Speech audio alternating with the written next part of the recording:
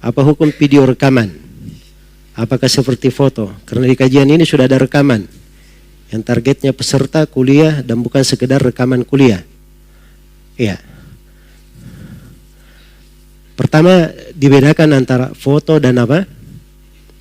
Rekaman. Kalau foto masuk ke dalam gambar, dan gambar itu jelas nas-nasnya yang menerangkan tentang apa? Diharamkannya. Seperti Rasulullah SAW bersabda tentang orang-orang yang menggambar, ulaika syirarul khalqi indallah. Mereka adalah makhluk yang paling jelek di sisi Allah. Dan Rasulullah bersabda, la'anallahul musawwirin. Allah melaknat orang yang menggambar. Iya. Dan di dalam hadits Ali bin Abi Thalib riwayat Muslim, Nabi berpesan kepada Ali akan suatu tugas, salah satunya wa alla ada suratan illa tamastu. Tidak boleh saya tinggalkan gambar kecuali saya hapus. Dan diriwayatkan oleh At-Tirmidzi dari Abu Hurairah radhiyallahu anhu, Rasulullah sallallahu alaihi wasallam bersabda, yakhruju unukun yaumal qiyamah lahu aynani tubsirani wa udhunani tasmani wa lisanun yantiq yaqulu inni wukiltu bi thalath. Akan keluar leher pada hari kiamat, dia punya dua mata melihat, dua telinga mendengar, dan lisan berbicara. Dia berkata, saya diperintah menyiksa 3 orang. Salah satunya wabil musawwirin. Ya. Jadi dalil tentang gambar itu adalah jelas pengharamannya. Terkait dengan pengambilan gambar dengan fotografi, itu memang ada silang pendapat di kalangan ulama masa kini, tapi yang benarnya itu masuk ke dalam keumuman gambar yang diharamkan. Hanya dibolehkan di posisi darurat saja. Di posisi darurat. Seperti misalnya untuk KTP, untuk paspor, atau untuk dokumentasi perkara yang penting. Nah, itu diperbolehkan oleh para ulama. Jelas ya? Adapun terkait dengan masalah live, rekaman live, itu kata Syekh Shalih Al-Fauzan, itu penukilan nakal. Ya. Itu nakal. Dia bukan gambar tapi memindahkan. Jelas ya? Memindahkan. Dan terkait dengan rekaman yang terekam, ini kembali kepada hal yang ada manfaatnya. Pada hal yang ada manfaatnya. Kata Syekh Shalih Al-Fauzan ketika saya tanya tentang hal tersebut, ya tentunya beliau di dalam hal ini juga itu bertahap sesuai dengan maslahat. Iya.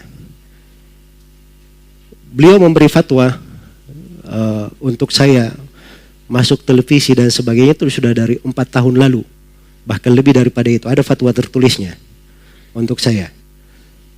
Dan ada sebagian fatwa yang lain saya tahu sudah lama akan hal tersebut. Ya, karena saya lihat beliau dulu siaran langsung. Saya tanya, Syekh, sekarang antum siaran langsung. Kata beliau itu nakal, bukan gambar, kata beliau. Itu penukilan, cuma dipindahkan. Iya.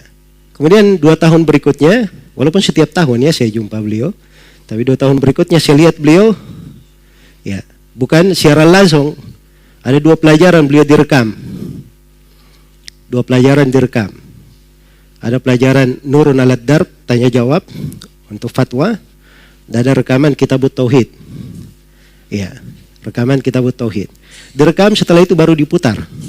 Saya tanya tentang hal tersebut, kata beliau, la ba'sa bisyai' alladhi yu'rab wa yazul wa laysa suratan muthabbatah. Kata beliau, tidak apa-apa dengan sesuatu yang dia tampil setelah itu hilang. Bukan gambar tetap. Bukan gambar tetap. Ya. Jadi itulah batasan yang dipakai. Sebenarnya ini sudah saya ketahui dari beliau beberapa waktu yang lalu. Hanya saja belakangan kemarin saya lihat dari beliau beberapa wejangan yang kelihatannya memang saat ini itu penting untuk ada kegiatan seperti yang sekarang sedang berlangsung ini.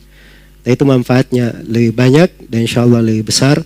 Karena itu dari hal-hal yang seperti ini, seorang melihat bahwa fikih itu kadang seorang alim memandang sebuah pembahasan, ya, sesuai dengan perkembangan. Dan tidak ada yang rumit dalam hal itu, karena mereka berpijak dengan dalil. Berpijak dengan apa? Dalil dan sisi kenyataan pada kondisi yang terkait dengan masalah yang dibahas. Karena itu kadang ada perubahan fatwa dan sebagainya, maka itu adalah hal yang baik. Nah, baik, jadi itu ringkasan dari fatwa-fatwa beliau. Kalau ada yang tidak mengetahui fatwa yang seperti itu, ya sudah, tidak usah dipermasalahkan. Ya, dia misalnya tahu sebuah fatwa, ya itu sekadar yang kamu tahu. Biarkan yang tahu, mereka mengamalkan apa yang mereka ketahui. Jelas ya?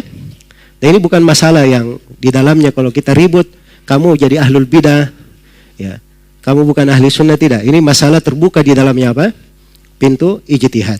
Hanya saja pintu bergampangan ini tidak bagus. Pintu bergampangan. Karena itu saya tidak izinkan di majelis ini ada yang mengambil gambar. Saya tidak izinkan. Sebagaimana sebagian orang yang kadang dia masuk di dalam dakwah tetapi gampang untuk mengambil gambar. Ya, sedikit-sedikit. Ya.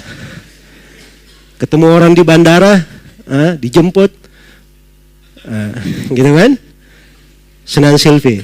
Ini bentuk dari bergampangan, ya, kurang bagus yang seperti itu. Dia tampakkan sisi manfaat. Ya, dia masuk dalam tersebut ada maslahat. Ada maslahat.